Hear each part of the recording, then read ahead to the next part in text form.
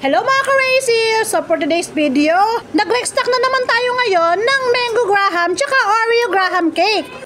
Dahil talaga namang isa to sa mga bestseller ko dito sa amin.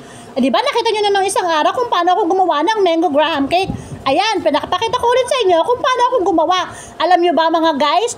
Nakahanda na lahat ng aking mga ingredients. Wala pa pala akong Graham.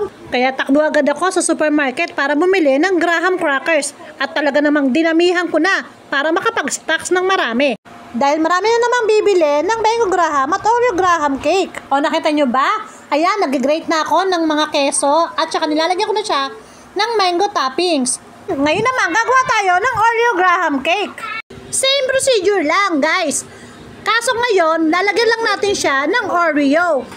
Using Easy Whip, yun pa rin ang ating ingredients. Papalitan lang natin siya ng Oreo na crush. Kinarush na natin yung Oreo. Tapos, mini Oreo naman para sa kanyang toppings. O, nakita nyo naman, stable na stable. Dahil Easy Whip ang ginamit natin. O, Easy Whip, Bikini Man. Saan nakarating ang video na ito? I-comment nyo naman sa akin para ma-shoutout ko kayo sa next video ko. Thank you for watching! Bye-bye!